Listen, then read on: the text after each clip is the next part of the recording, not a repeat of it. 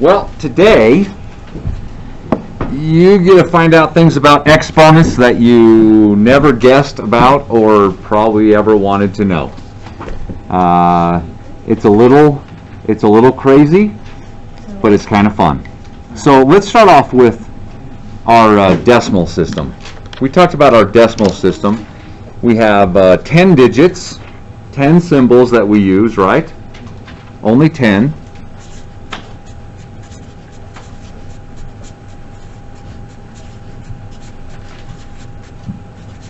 So those are the only 10 symbols that we use in our system. But somehow we're able to represent more than just 10 numbers, aren't we? You know, can we represent 10 even though we only go up to 9 here? How do we do it? Okay, so we have a decimal place, right? So with the decimal place, and we have the ones place, and we have the tens place, and we have the hundreds place, and the thousands place, and so on. With that, we're able to write whatever number we like. So if we want to write 10, we can do that. We can write a 1 and a 0, which is 0 ones and 1 10. So good thing we have a decimal, and we have decimal places, or we'd kind of have a hard time doing mathematics. Right? Like Roman numerals. Are they good for writing down problems on a piece of paper and adding and subtracting and multiplying and dividing? They don't have place values, do they? Okay. Roman numerals are just for writing down a number. Hindu-Arabic numerals, with our decimal system, they're for doing mathematics. Okay. So let's just kind of think about our decimal system here for a minute. Decimal.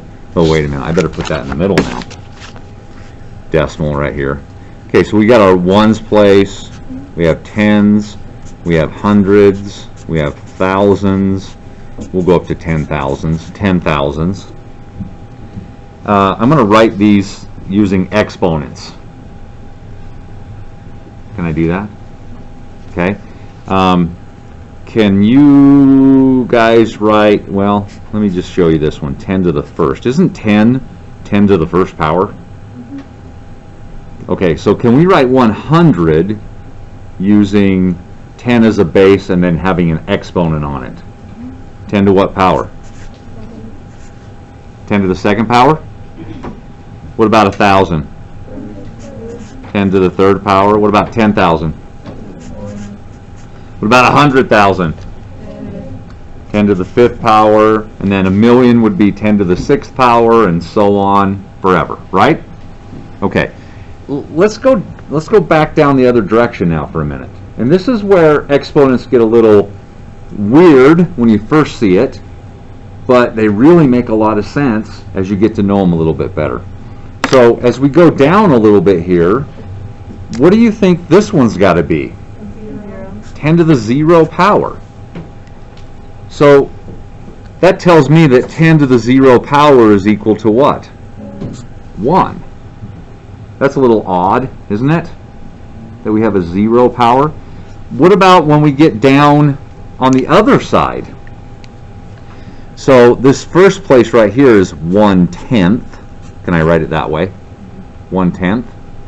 Well, what do you think that the exponent here, 10 written with an exponent, is 10 to the what? Yeah, -1. I mean, it kind of makes sense as you look at it, doesn't it? So we have that one. We have 10 to the 100th would be 10 to the what? -2. 1,000th would be 10 to the -3. 1/10,000th would be 10 to the -4. So exponents don't just have to be whole numbers, do they? Or counting numbers even. So we've only used counting numbers. 1, 2, 3, 4, 5, 6, 7, and so on for exponents. But exponents can be 0. Exponents can be negatives too. So they can be integers. And I'm telling you right now, although we're not going to talk about it in this class much, exponents can be fractions. So I can have something to the 1/2 power or 1/4 power. And we can do that as well. So exponents can be anything. Okay? So let's just go back to this 0 exponent for a minute.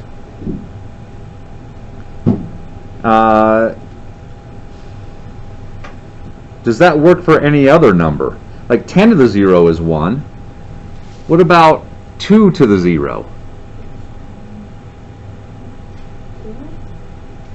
Could it be, is it 2? Is it 1? What do you think? Let's take a look at it for a minute. Let's see. We know what 2 to the first is. Right? Isn't that 2? We know what 2 to the second is, I hope. 4. I hope we know what 2 to the third is. 8, good. We know what 2 to the fourth is, don't we? 16, yeah. 2 to the fifth? 32. 2 to the sixth?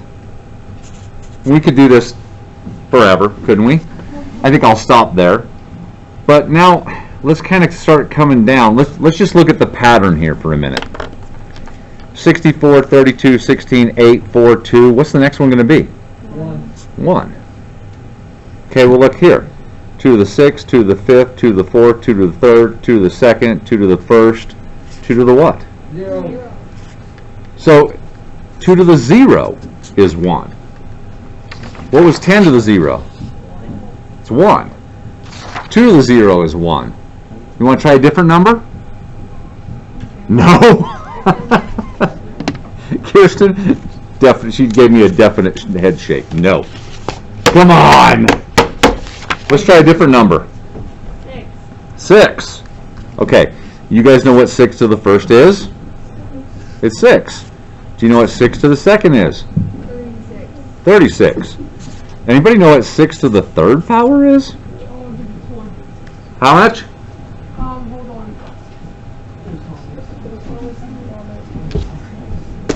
Is it 216? No. What's 36 times 6? 216. I can do it this way. 2 raised to the third power. I was right. There you go. You said 217. And then times that by 6.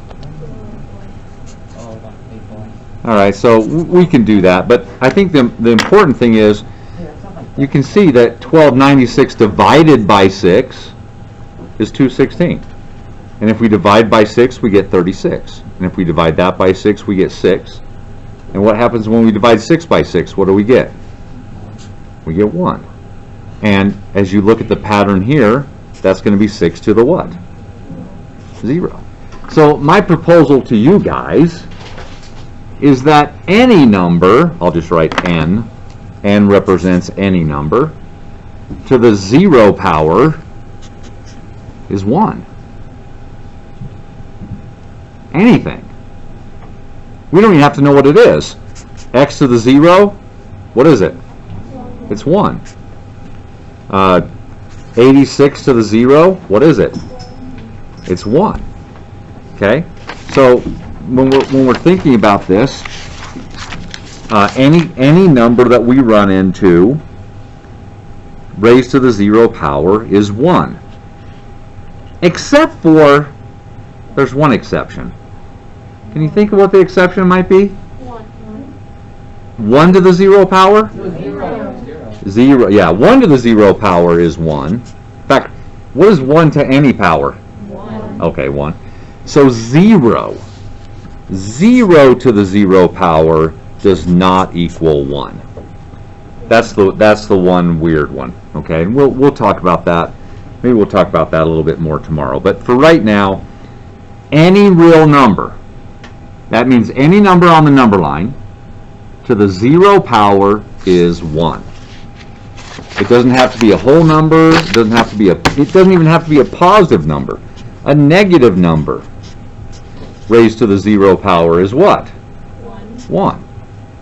Now, look at this carefully here for a minute. See this one? What's 5 to the 0? What's the opposite of that?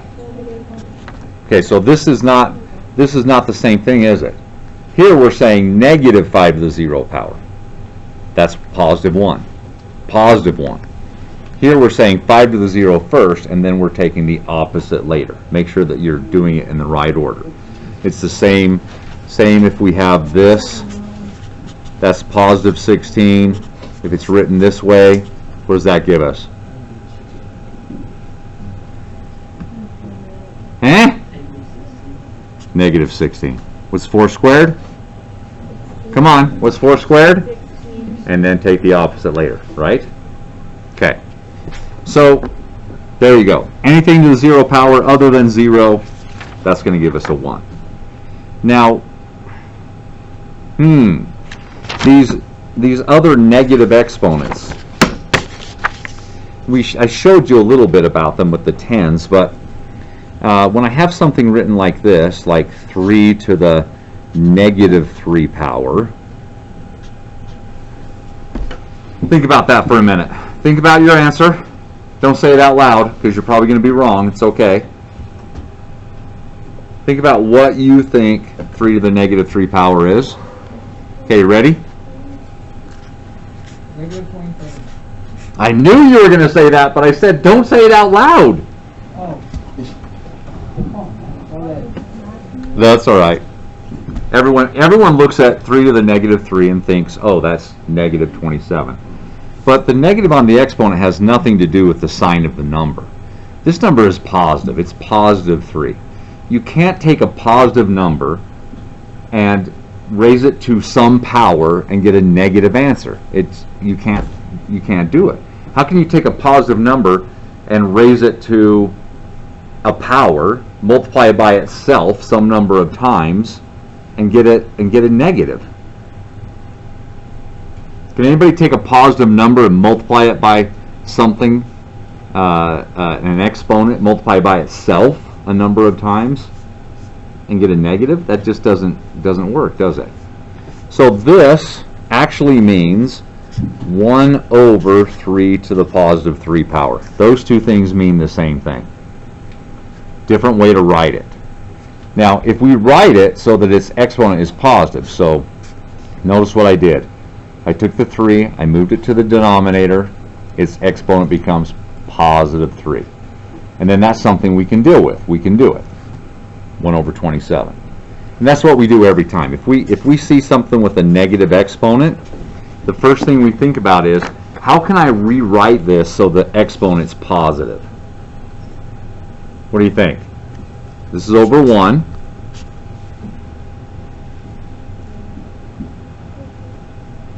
A couple of you are doing the assignment. A couple of you aren't listening. Come on. What can we do? Where can we put this 5? Yeah, put it in the bottom, in the denominator. Now what's the exponent now? It's positive 2. And what number's up here? We can't leave it blank. 1. Okay, now if I just gave you that problem, could you do it? Sure. It's 1 over 25, isn't it? So the first step is you write it with a positive exponent, and then you deal with it. I expect to see all of that on your paper. Okay? Same thing goes this way. It works in reverse. So I have 5 to the negative 8 in the denominator. Yeah. If I bring it up to the numerator, what happens to the exponent? Positive 8. Positive 8. Okay, and that's something we can deal with. Now, it's nice to have a calculator for that, isn't it? Let's see, you guys all have... What type of calculator do you have?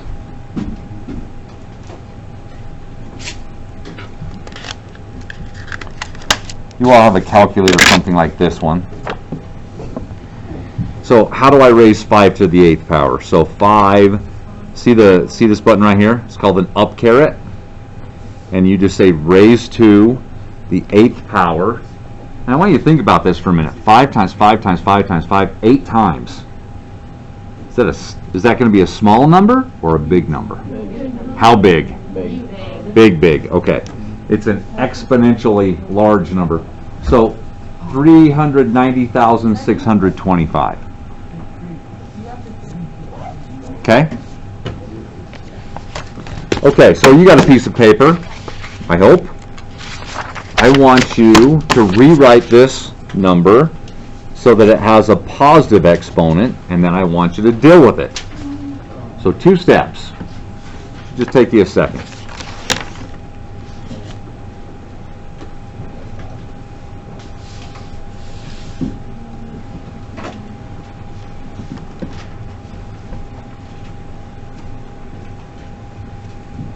Okay? So on your paper you wrote 1 over 3 to the positive 2 power, and then you just said that equals 1 over 9. Is that simple? Easy to deal with. Okay.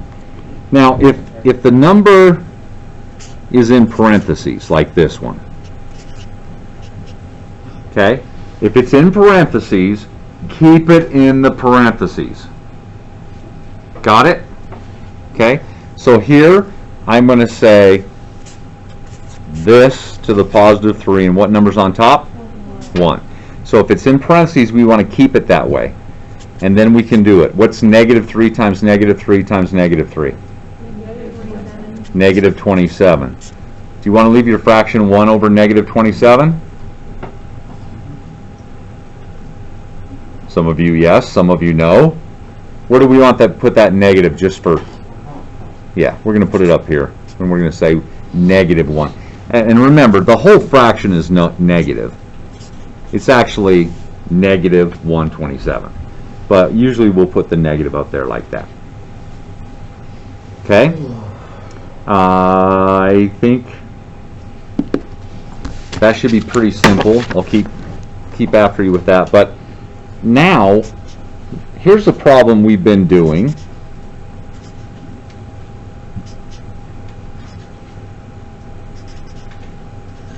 We've been doing that, right? Multiplying things together, x's together, m's together. How do we multiply like x to the 4th and x squared? We add the exponents. Okay, so here's the beauty of mathematics. Here's why I am a math teacher and not an English teacher. Let's say those exponents are negative. Does that change the rule when I multiply variables? No. What do we do with the exponents when we multiply variables? We add the exponents. Exactly. So here we're going to go 4 plus negative 2 is 2. Yeah, and then the m's, 2 plus negative 5, negative 3. That's it. That's all you have to worry about. We didn't change the rule. We don't do something different just because the exponents are negative. We just multiply. Or sorry, we just add the exponents when we multiply. So here's one for you. Let's see if you can rewrite this one.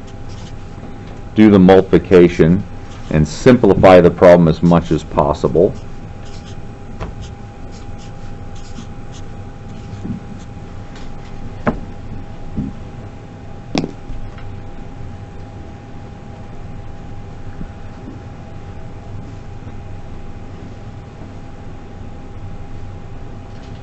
How many terms are here? Yeah, there you go. 1. 1 term.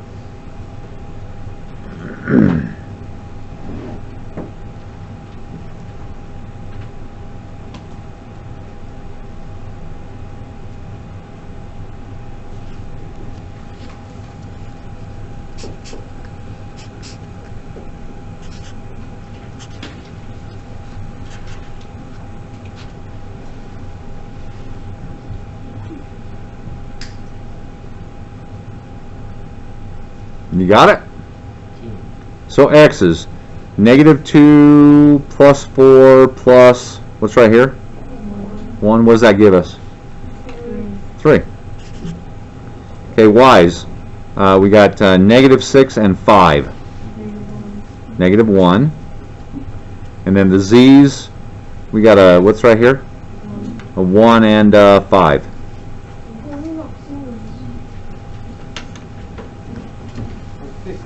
Okay. There you go. So on that same paper now,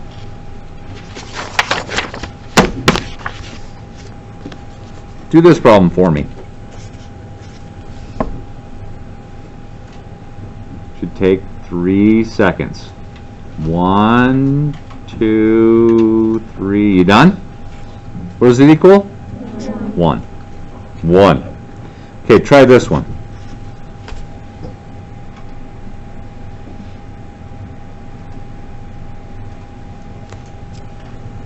Okay, order of operations now. Exponent first. What's 2 to the 0? And is the opposite still there? So the opposite of 1. Okay, try this one.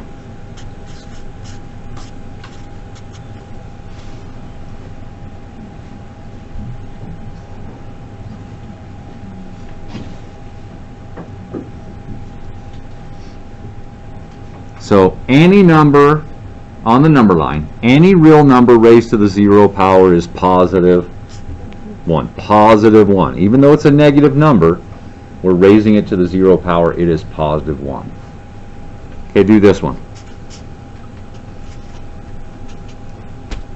So you're going to have to do 2 steps. Show me both steps.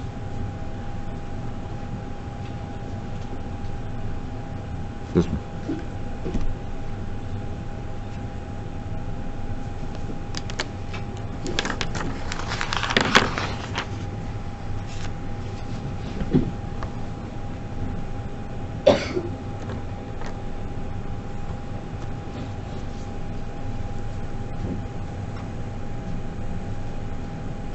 You guys still working out 4 times 4 times 4?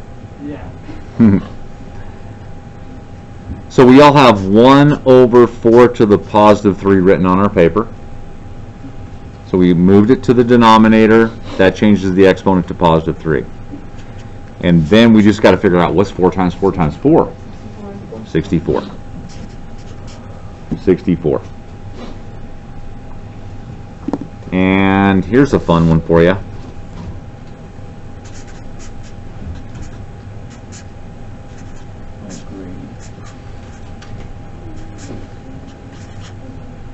So we're going to use the distributive property now.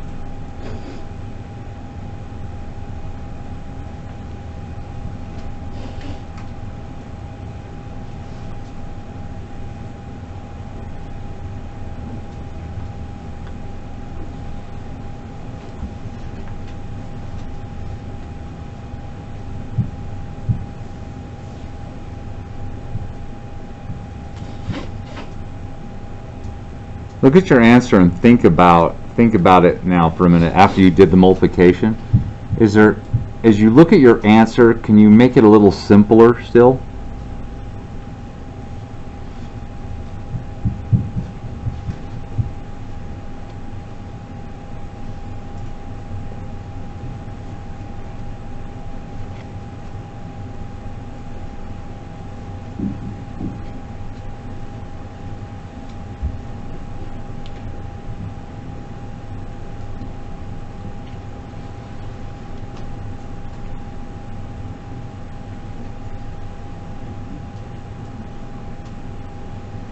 Let's see what you came up with. 2 times what? What's right here? 1. Okay, so that's 2.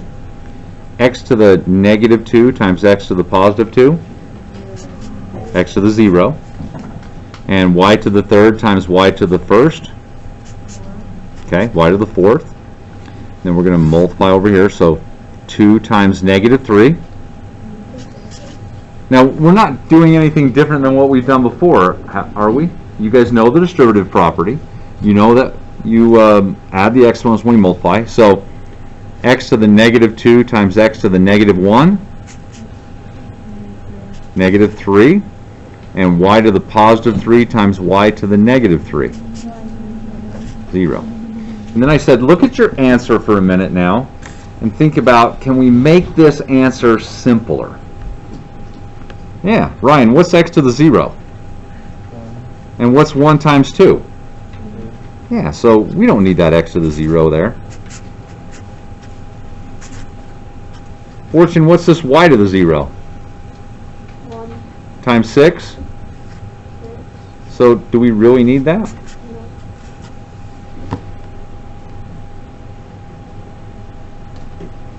There you go. Let me ask you this one. If your answer came out 2y to the 0 times x subtract 4x, oh, that's not what I wanted. Hold on a minute. Let me find a blank sheet of paper, if I have one.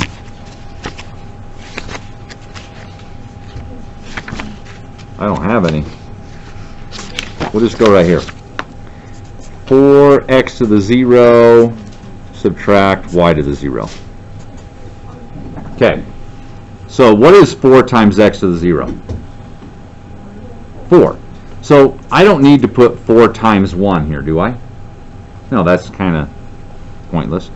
And then, but here, what is y to the 0? So can I just say, oh, it doesn't matter? Do I have to have a 1 there? So if you have something to the 0 power all by itself, that's the only thing in the term, we're going to have to put a 1 there. But if we had, say, 8x to the 0 times p to the 0 times y squared, what's 1 times 1 times 8? 8y squared. But if we just have it by itself, oh, I put a x again, m to the 0, we'd have to have a 1. So the term can't disappear. We've got to have something there. So if it's all by itself, we've got to have a 1. But if it's multiplied by something else, 1 times it's not going to matter. And we'll keep working on this. And they're pretty easy. You learned something new about exponents today? Good. Okay. Lesson 29, let's get after it.